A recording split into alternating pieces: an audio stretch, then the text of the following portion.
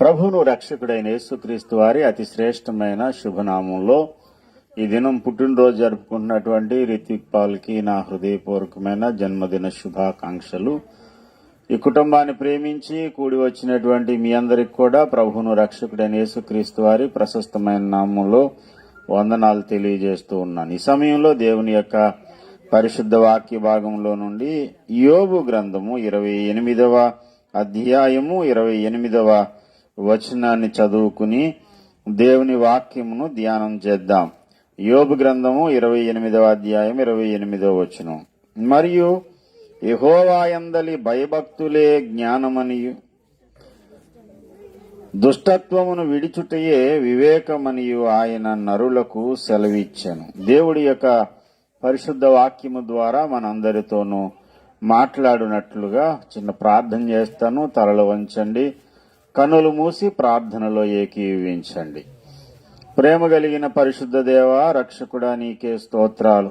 నాగేంద్ర, ప్రసన్న కీర్తి దంపతులను మీరు ప్రేమించారు. వారి యొక్క దాంపత్య జీవితాన్ని మీరు ఆశీర్వదించి ప్రభా ఇచ్చినటువంటి ఇద్దరు బిడ్డలను బట్టి వందనాలు. చిన్నబాబు నాయన రితిక్ పాల్ జీవితంలో మరొక జన్మదినాన్ని మీరు ఇచ్చారు నాయన. అయ్యా తండ్రి, ఈ సంవత్సరంలో నాయన ఎంతో భయంకరమైనటువంటి ప్రాణాపాయ పరిస్థితి కుమారుడికి ఏర్పడిన ఆ ప్రాణాపాయం తగలకుండా ఏ కీడు రాకుండా మీరు కాపాడిన విధానము కొరకు స్తోత్రాలు. అయ్యా ఇదను ఈ వేడుక చేసుకునే అవకాశం మీరు ఇచ్చినందుకు కృతజ్ఞతలు స్వామి. అయ్యా తండ్రి, గతించిన 2025వ సంవత్సరం అంతా మీరు ఇచ్చిన కాపుదలను బట్టి మిమ్మల్ని స్తుతిస్తూ నూతన సంవత్సరంలో నూతన దీవెనల చేత నాయన నింపబడి ఆశీర్వాదకరమైన రీతిలో ప్రవేశించడానికి ఈ కూడికను ఏర్పాటు చేసుకున్నటువంటి నీ యొక్క పిల్లలు మీరు జ్ఞాపకం చేసుకోండి. మీ సన్నిధిలో వర్ధిల్లే కృప దయచేయమని ప్రార్థన చేస్తున్నాను. మీ సన్నిధి కాంతిని మా మీద ప్రకాశింపజేయమని, ప్రతి విధమైన కీడును దూరము చేయమని యేసు పుణ్యనామమున వేడుకుంటున్నాం పరమ తండ్రి. ఆమేన్, ఆమేన్. ప్రభునందు ప్రియమైన సహోదరి సహోదరులారా, ప్రస్తుతం ఉన్నటువంటి ప్రస్తుత కాలంలో, ఈ తరుణంలో, ఈ కాలంలో ప్రపంచ పరిస్థితుల్లో వైఖరి పూర్తిగా మారిపోతూ ఉంది. ఒకప్పుడు ఉన్నటువంటి పరిస్థితులు ఎడ్ల బండి కాలం నుండి రాకెట్ కాలానికి వచ్చేసాం. ఎడ్ల బళ్ళ మీద తిరిగేటువంటి పరిస్థితి ఈనాడు రాకెట్లతో దూసుకుని వెళ్ళిపోయేటువంటి పరిస్థితి. టెక్నాలజీ అనేది రోజు రోజుకి అప్డేట్ అయిపోతూ ఉంది. ప్రజలు జ్ఞానము అనే దానికి చాలా ప్రాధాన్యతనిస్తున్నారు. జ్ఞానము చాలా విలువైనది, కొనియాడదగినది, ఘనమైనదిగా ఎంచబడుతూ ఉంది. నిజానికి బలము గొప్పదా, జ్ఞానం గొప్పదా అని అడిగితే చాలా మంది చెప్పేది అండి బలం చాలా అవసరం అండి అనేవాళ్ళు కొందరు, జ్ఞానం చాలా అవసరమని చెప్పేవాళ్ళు కొంతమంది ఉంటారు. బలం గొప్పదా, జ్ఞానం గొప్పదా అంటే దేనికుండే గొప్పతనం దానికి ఉంది, కానీ విలువల విషయంలోకి వచ్చేసరికి జ్ఞానానికి ఉన్న విలువ బలానికి అంత ఉండదు. జ్ఞానము అనేది చాలా ముఖ్యమైంది, చాలా అవసరమైంది. ఈ రోజున ఆర్టిఫిషియల్ ఇంటెలిజెన్స్ అనేది బాగా డెవలప్ అవుతూ ఉంది. ఏ వస్తువు మనం కొందామనుకున్నా దానికి ఆర్టిఫిషియల్ ఇంటెలిజెన్స్ అనేది ఉందా లేదా, ఏఐ అనేది ఆ ఆప్షన్ ఉందా లేదా అనేదో చూస్తున్నారు. ఆర్టిఫిషియల్ ఇంటెలిజెన్స్ మీద చాలా పరిశోధనలు జరుగుతున్నాయి. దాన్ని బాగా డెవలప్ చేస్తున్నారు. రోజు రోజుకి మరి విజ్ఞాన విషయాలలో మనుషులు చాలా ముందుకు సాగుతున్నారు. ఉదయం నుంచి సాయంత్రం వరకు గుడ్లా కష్టపడినోడికి 1000 రూపాయలు రావచ్చేమో, కానీ ఆర్టిఫిషియల్ ఇంటెలిజెన్స్ నేర్చుకున్న వాడికి లక్షల్లో జీతం వస్తుంది నెలకి. అంటే ఇప్పుడు బలంతో చేసే పనికి ఎక్కువ విలువ ఉందా, జ్ఞానంతో చేసే పనికి ఎక్కువ విలువ ఉందా అంటే జ్ఞానముతో చేసే పనికే చాలా విలువ ఉంది. జ్ఞానము చాలా విలువైంది. అలాగని బలం వేస్ట్ అని అనడం లేదు, బలం కూడా అవసరం. జ్ఞానంతో కూడిన బలం ఉంటే ఇంకా మంచిది. ఎటకేలకు జ్ఞానము అనేది చాలా విలువైనది, కోరదగినది, ఆశీర్వాదకరమైంది. జ్ఞానమును మనుషులు కోరుకోవాలి, జ్ఞానమును మనుషులు వెతకాలి. వాస్తవానికి విజ్ఞానము, జ్ఞానము ఈ రెండిటికి మధ్యలో ఉన్నటువంటి తేడాను చాలా మంది గ్రహించడం లేదు. విజ్ఞానమునే జ్ఞానమని భావిస్తున్నారు. జ్ఞానము వేరు, విజ్ఞానం వేరు. అసలు పిల్లలు ఎలా పెరగాలి, ఎలా పెరిగితే మంచిది అంటే పెద్దలు, పాతకాలపు పెద్దల యొక్క అనుభవం ఏంటంటే పిల్లలు ఆరోగ్యంగా ఉండాలి. ఆరోగ్యము పిల్లలకు చాలా అవసరం. ఇది పుట్టినరోజు వేడుక కనుక మరి ముఖ్యంగా పుట్టినటువంటి ప్రతి పిల్లలు ఆరోగ్య విషయంలో, వాళ్ళ ఆరోగ్య విషయంలో తల్లిదండ్రులు ఎంతైనా శ్రద్ధ తీసుకోవాల్సినటువంటి అవసరం ఎంతో ఉంది. ఆరోగ్యవంతమైనటువంటి జీవితం చాలా ముఖ్యం. మున్సిపాలిటీ ట్రాక్టర్ల మీద రాసేవారు, ఆరోగ్యమే మహాభాగ్యం. ఆరోగ్యమే మహాభాగ్యం అని అంటున్నాం, కానీ ఆరోగ్యకరమైన ఆహారం కొరకు వెతికితే తినే ఏ ఆహార వస్తువులు చూసినా అంతా కలుషితం అయిపోయింది, కాలుష్యంతో నింపబడింది. ప్రతి వస్తువులో కూడా కెమికల్ తప్ప ఇంకేం కనపడడం లేదు. ఏంటి ఆరోగ్యంగా ఉంటారు, కొబ్బరి బొండం తాగండి అంటే టీవీ నైనోడు ఒకసారి వేసాడు, కొబ్బరి బొండం కూడా కల్తీలు చేస్తున్నారట. కల్తీ లేనిది ఫలానాది అని ఎవరైనా అంటే అక్కడ కూడా ఒక ఆశ్చర్యకరమైన విషయం కనబడుతుంది. అందులో కూడా ఏదో కల్తీ ఉంటుంది. అంత కల్తీ కల్తీ కల్తీ కల్తీ. మొన్న ఒక గ్రామానికి పరిచర్కి వెళ్తే ఆయన 90 ఏళ్ళు వయసు, ఆయన పాట పాడుతానని నిటారుగా నిలబడి చక్కగా పాట పాడాడు. నిటారుగా నిలబడి చక్కగా పాట పాడితే ఆయన అడిగాము, సార్ ఏం తిన్నారండి మీరు ఎంతకాలం అంటే, ఏం తిన్నామండి, ఇంట్లో పెరుగన్నం మా అమ్మ పెట్టేది, ఆ పెరుగన్నం తిన్నాను నేను. ఉదయాన్నే పెరుగన్నం తింటాను, మధ్యాహ్నం భోజనం చేస్తాను. కాఫీలు, టీలు, బయట ఉన్న డ్రింకులు ఇలాంటివి ఏవి నేను తాగను, అవి అలవాట్లు లేదు. అదే ఆరోగ్య రహస్యం, అదే ఆరోగ్యదాయకం. ఇప్పుడు పుట్టిన పిల్లల దగ్గర నుంచి మందుల లోకం, మాయ ప్రపంచం, మందులు మేము మందులు, మందులు మేము మందులు.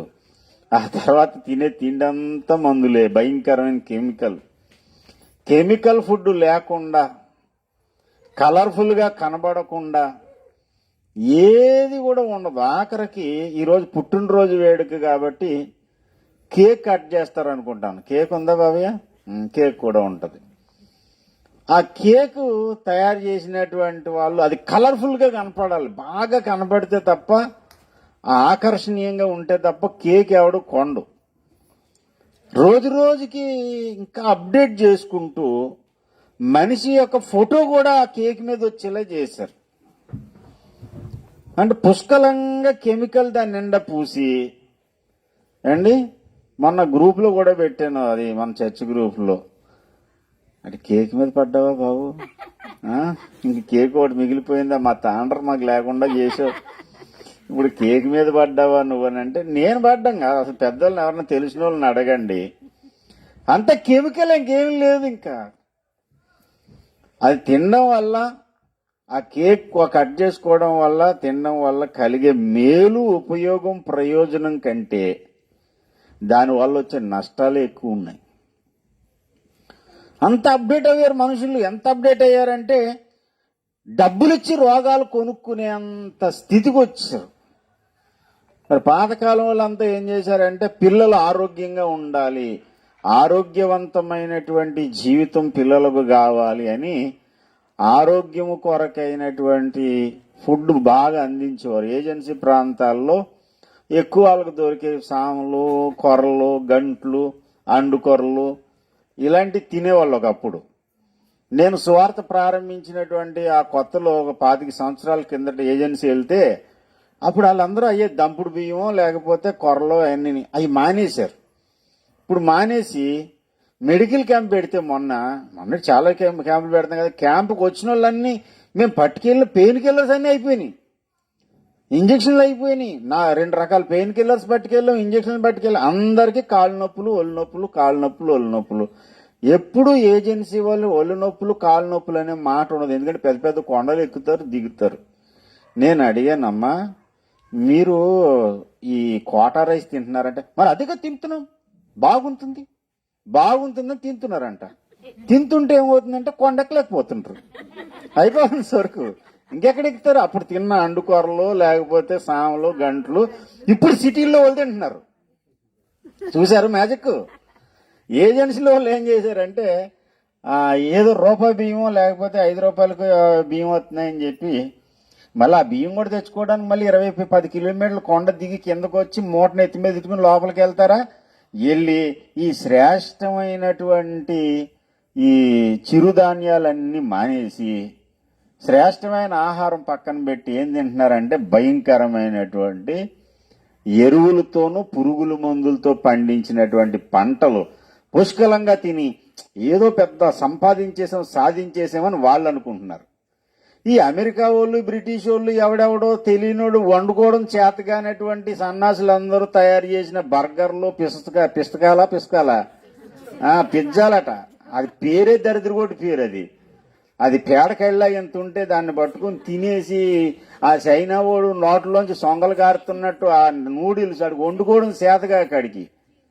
వారికేమో హాఫ్ బాయిల్డ్ ఉండాలి. మనక ఆంధ్ర భోజనం అంటే అద్భుతమైన భోజనం. నాకు తెలిసి నేను భారతదేశంలో సుమారు అన్ని రాష్ట్రాలు తిరిగాను. రాష్ట్రంలో దొరికినంత రుచికరమైన ఆహారం ఇంకెక్కడ దొరకదు. అతిశయోక్తి కాదు, అద్భుతమైనటువంటి ఏమంటారు ఆయుర్వేదం తెలిసినటువంటి వంటశాలే ఒక వైద్యశాల లాంటిది. అక్కడ వేసే మసాలా దినుసులు కానీ, అక్కడ హ్యాపీ బర్త్డే టు అని జున్నుగడ్డ కట్ చేసుకున్నాం. కానీ అది పెద్ద ఖర్చుతో కూడిన పని, పెద్ద బాధ. అసలు ఈ కేక్ కట్ చేయకపోయినా బాగుండదు. క్రిస్మస్ అంతా పెడతా ఉంటే వద్దు బాబు, నాకు కేక్ వద్దు నాయన, అది తీసేసి మళ్ళీ దానికి మళ్ళీ కేకులకి మళ్ళీ ఏముండాలి తెలుసా? అదేదో ఫోమ్ లాంటిది ఉండాలి. ఫోమ్ అని అంటారు, షీయన్ అని అంటారు. ఆ తన్నించిందంతా పైకి ఎగిరొచ్చి మళ్ళీ ఎక్కడ పడుతుంది? ఆ కేక్ మీద పడుతుంది. ఆ నొరగ దాని మీద ఉంటుండగా ఆ కేక్ కట్ చేసుకుని ఆ నొరగతో కేక్ తింటుంటే ఈ లోపల పక్కనోడు ఒకటి సెమికీలు కొడతాడు. సుర్రం లెక్కితే సెమికీలు పైకి, ఆ సెమికీలు కూడా దాని మీద పడితే ఆ సెమికీలతో కూడినటువంటి ఆ అందమైన రంగురంగుల కేక్ తిని క్యాన్సర్ హాస్పిటల్కి వెళ్ళాలి. ఇది మనకున్న తెలివి. పిల్లలు ఆరోగ్యంగా ఉండాలి అని అంటే తెలివి తక్కువ పనులు చేయొద్దు. వాళ్ళకి ఆరోగ్యాన్ని కలగజేసేటువంటి ఆహారాన్ని అందించాలి.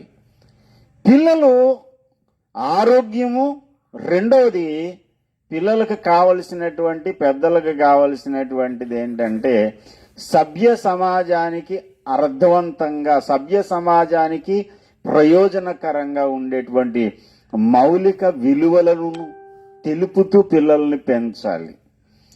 ఇంకా క్రమంలో పిల్లలకి కావలసినటువంటి ఎదుగుదలకు అవసరమైనటువంటి అతి ప్రధాన వర్ధిల్లుచుండెను. దేనిలో ఎదుగుచుండెను అంటే జ్ఞానమందు వర్ధిల్లుచుండెను. అంటే ఎదుగుచున్న ప్రతి ఒక్కరూ కూడా దేనిలో అభివృద్ధి చెందాలి అంటే జ్ఞానములో అభివృద్ధి చెందాలి. జ్ఞానము అనేది చాలా ప్రధానమైనటువంటిది. పిల్లలకు జ్ఞానం కావాలి, జ్ఞానము తెలియజెప్పాలి, జ్ఞానము నేర్పాలి అని మంచి మంచి స్కూల్స్లో జాయిన్ చేసి మంచి ఎడ్యుకేషన్ అనేది పిల్లలకి ఇస్తున్నాం. పిల్లలకి మనం ఇచ్చేటువంటి ఎడ్యుకేషన్ అనేది జ్ఞానమును కాదు తెలియజెప్పేది, విజ్ఞానము తెలియజెప్తుంది. ఈ పరిసరాలన్నీ ఏ ఏ మౌలిక సూత్రాల మీద ఆధారపడి ఉన్నాయో, ఏ భౌతిక రసాయన సూత్రాల మీద ఈ యొక్క ప్రపంచమంతా ఆధారపడి ఉందో, లేక ఈ యొక్క సమాజం యొక్క పుట్టుపూర్వోత్తరాలు ఎలా జరిగాయో ఇత్యాది సకల విషయాలు పిల్లలకి స్కూల్స్లో నేర్పిస్తారు. అలా నేర్పించడం వల్ల వాళ్ళకు జ్ఞానము కాదు వచ్చేది, విజ్ఞానము కలుగుతుంది. విజ్ఞానంలో పిల్లలు ఎదుగుతున్నారు కానీ జ్ఞానము అనేది పిల్లలకు దొరకడం లేదు. పిల్లలైనా పెద్దలైనా గమనించవలసినటువంటి అతి ప్రధానమైన విషయం ఏంటంటే జ్ఞానం అంటే ఎక్కడ ఉంటుంది, అది ఎక్కడ దొరుకుతుంది. జ్ఞానం అనేది ఏ ఊర్లో దొరుకుతుందో వెతుకుదామని ప్రయత్నం చేస్తే యోబు గ్రంథంలో మనం చదువుకున్నటువంటి వచనం భాగంలో మొదటి వచనం చదివితే ఈ విధంగా రాయబడి ఉంది. యోబు గ్రంథం 28వ అధ్యాయము ప్రారంభ వచనం, వెండికి గనిగలదు, పుటము వేయబడిన సువర్ణమునకు స్థలము గలదు, జనమును ఇనుమును మట్టిలో నుండి తీస్తారు, రాళ్లు కరిగించి రాగు తీస్తారు, మనుషులు చీకటికి అంతము కలుగజేయదు. గాఢాంధకారములోను మరణాంధకారములోను ఉండు రత్నములను వెతుకుచు వారు భూమి అంతముల వరకు సంచరింతురు. జనులు తిరుగు స్థలములకు చాలా దిగువగా. ఇలాగ మొత్తం అంతా చెప్పి 12వ వచనంలో చెప్తాడు, అయితే జ్ఞానము ఎక్కడ దొరుకును, వివేచన దొరికే స్థలం ఎక్కడ? అసలు జ్ఞానం ఎక్కడ దొరుకుతుంది? వెండికి గనిగలదు, బంగారం సంపాదించడానికి బంగారాన్ని కనుగొనడానికి గనులున్నాయి, రాళ్లు కరిగించి రాగిని తయారు చేస్తున్నారు, జలాశయాలు కట్టి నీటిని నిల్వలు చేస్తున్నారు, ఎన్నో విషయాలలో ఎంతో సాధన చేశారు, సైన్స్ ని డెవలప్ చేశారు, ఇంకా చేస్తూనే ఉన్నారు. ఒకప్పుడు ఒక చోట నుంచి మరో చోటకి ప్రయాణం చేయాలంటే జీవితకాల ప్రయాణం. పెద్ద వయసు వచ్చిన తర్వాత అనుకునేవారంట, పురాణ కథల్లో ఉంటది, కాశీ మదిలి కథలు లాంటి కథల్లో ఉంటది, అన్ని అప్పగించేసి నేను కాశీ వెళ్తున్నాను అంటే, ఇడు వెళ్ళాడంటే మళ్ళీ వస్తాడో రాడో తెలియదు, కాలినడకన వెళ్తాడు, ఏ మృగాలు తినేకుంటా ఉంటే తిరిగి వస్తాడు, లేకపోతే పోతాడు అంతే. ఇప్పుడు డబ్బులుంటే ఫ్లైట్లో వెళ్ళి ఈ రోజు వెళ్ళి రేపు వచ్చేయచ్చు. మళ్ళీ ఎంతసేపు అండి? ఇక్కడ నుంచి 2 hours జర్నీ. రాజమండ్రి వెళ్ళి ఫ్లైట్ ఎక్కామంటే 2 గంటల్లో వెళ్తాం, 2 గంటలు మళ్ళీ తిరిగి వచ్చేస్తాం. అప్ అండ్ డౌన్ ఫ్లైట్, మన సొంత ఫ్లైట్ ఉంటే ఒక పూటలోనే ప్రయాణం అయిపోద్ది.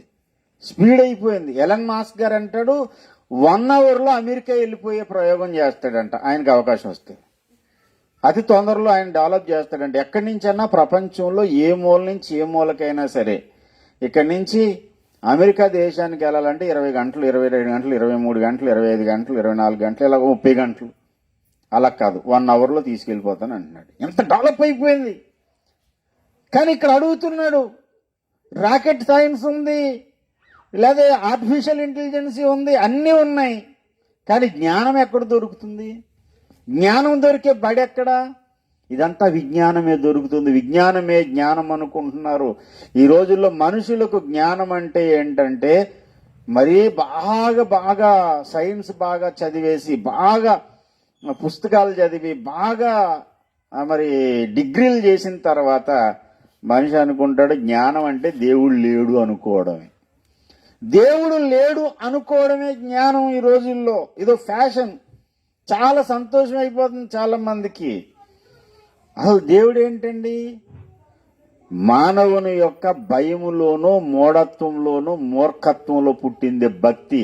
అసలు దేవుడు లేడు, దయ్యము లేదు. మనుషులు రకరకాల భయాలకు లోనై దేవుడు అనేటువంటి ఒక అతీత శక్తి ఉందని భ్రమపడ్డారు. ఎందుకంటే సైన్స్ అనేది లేని కాలంలో మనుషులు ఏది ఏ కారణం చేత వచ్చిందో తెలియక అవన్నీ దేవుడో దెయ్యమో ఏదో ఉంది, ఏదో శక్తి ఉందని భయపడ్డారు. కాబట్టి భయము అనేది అంతా ఎలాగొచ్చిందంటే మానవుని యొక్క మూర్ఖత్వంలో నుంచి వచ్చింది. అసలు దేవుడే లేడు అని అనడం కొంతమందికి ఫ్యాషన్ అయింది. అది ఒక గొప్ప కార్యం కింద, తెలివైన దాని కింద భావిస్తున్నారు. జనాల్ని మోటివేట్ చేస్తూ, అసలు దేవుడు లేడు సార్, నేను బాగా చదివేశాను, నేను బాగా అధ్యయనం చేసేసాను, అసలు ఈ సృష్టికి మూలమేంటో మేము కనుక్కున్నాం అని వాళ్ళు విర్రవీగుతున్నారు. సైన్స్ అని అబద్ధంగా చెప్పబడుతున్నటువంటి మూఢత్వంలో, మూర్ఖత్వంలోకి చాలా మంది వెళ్ళిపోయారు. అసలు దేవుడు లేడు అనేటువంటి వాడు ఎవడైనా ఉంటే వాడిని బైబిల్ ఏం చెప్తుందంటే, దేవుడు లేడని బుద్ధిహీనులు తమ హృదయములలో అనుకుంటారు. దేవుడు లేడని అనేవాణ్ణి బుద్ధిహీనుడు అని నేను అనడం లేదు. మళ్ళీ గమనించండి, నేను అనలేదు సార్, బైబిల్ చెప్పింది. బైబిల్లో దేవుడు అన్నాడు. దేవుడు లేడని బుద్ధిహీనుడు అనుకుంటాడట. తన హృదయంలో అనుకునేటువంటి వాడు ఎవడైనా ఉంటే వాడు ఖచ్చితంగా బుద్ధిహీనుడే. దేవుడు లేడు అనుకునేవాడు ఉంటే.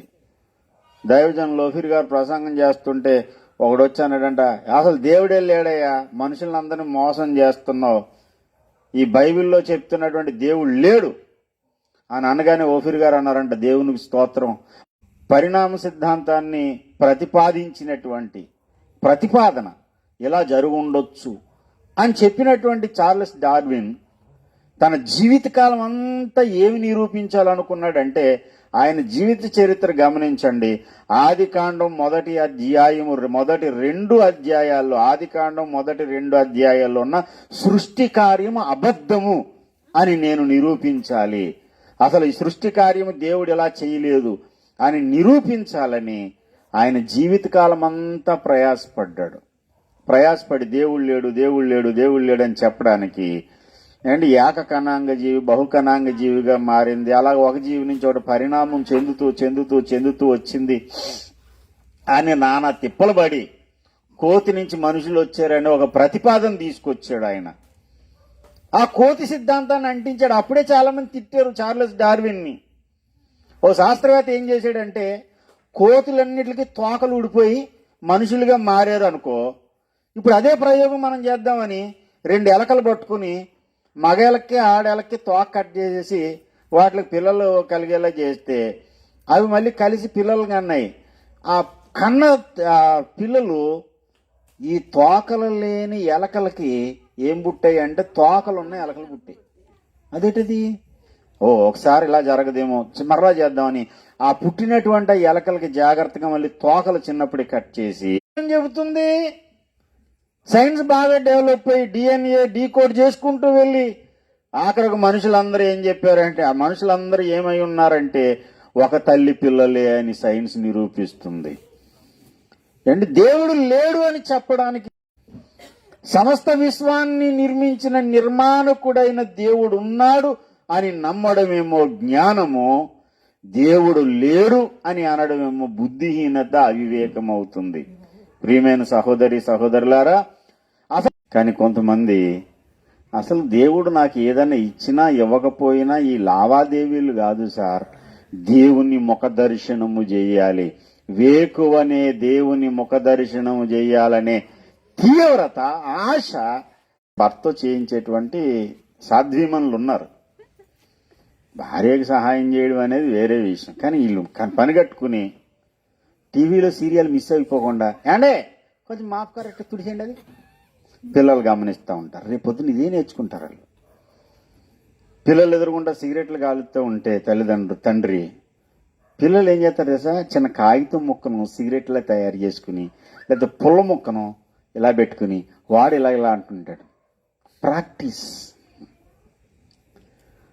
చిన్నపిల్లలు బురుకులు పెట్టుకుని ఇప్పుడు ఎంత పోయిందండి, ఇప్పుడు ఎంత సెల్ ఫోన్లోనే అన్నీ గేమ్లే. ఎంతమంది తల్లిదండ్రులు వంట చేసింది అంతా చూసి పిల్లలా తెడ్డెత్తి తిప్పడం, అన్నం వండేసాను, బువ్వ వండేసాను, కూర వండేసాను. తర్వాత పిల్లలు మొన్న ఒక ఇంటికి ఎలా వెళ్తున్నాను నేను, పచ్చి తిట్టింది ఆ పిల్ల. నన్ను చూసి వాళ్ళమ్మ చంటి పిల్ల నోరు మూసేసి లాక్కెళ్ళిపోతుంది. అంతెందుకు, నా ఎదురుగుంటా నోరు మూసేయాలా? ఆ పిల్ల ఎదురుగుంటే వీళ్ళు నోరు మూసుకుంటే చాలు. పిల్లలకి ఎక్కడి నుంచి వచ్చారు చెడ్డ మాట మంచి మాట తెలీదు. పనికిమాలిన మాటలన్నీ పిల్లల ముందు మాట్లాడతారు. బాల్యము నుండి పిల్లలకి భక్తి నేర్పాలంటే అర్థం ఏంటో తెలుసా, ఆ భక్తి నువ్వు చెయ్యాలి. నువ్వు మోకరిల్లి ప్రార్థన చేయడం నీ పిల్లలు చూస్తే ఏం చేస్తారో తెలుసా, వాళ్ళు అనుకరిస్తారు. చిన్న పిల్లలు వాళ్ళ అమ్మలాగా పైన చిన్న మూసుకేసుకుని చప్పట్లు కొట్టుకుని ప్రార్థన చేస్తూ ఉంటారు. ఎక్కడి నుంచి వచ్చింది? అనుకరణ. యెహోవా యందు భయభక్తులు నేర్పడం అంటే ప్రార్థన చేయని కర్రెచ్చుకుని కొట్టడం కాదు. వాళ్ళకి చెప్పక ముందు నువ్వు మోకరించావనుకో, వాళ్ళకి చెప్పకముందే నువ్వు మోకరించి కన్నీరు గార్చి ప్రార్థన చేస్తూ ఉన్నావు అనుకో, నిన్ను చూసినటువంటి నీ పిల్లలు దేవుని సన్నిధిలో ఎదగడం మొదలు పెడతారు. దేవుని యందు భయము భక్తి నేర్చుకుంటారు. చాలా మంది ఇప్పుడు తల్లిదండ్రులకి బిజీ అయిపోతుంది. డ్యూటీ నుంచి రావడం, ఇంటికి రాగానే కాసేపు మొబైల్ ఫోన్ చూసుకోవడం, ఆ తర్వాత తిండి విషయం చూసుకోవడం, ఆ తర్వాత ప్రార్థన మాత్రం మానరు. బంగారు దూతలు కావాలి ప్రభువా ఈ రాత్రి మాకు.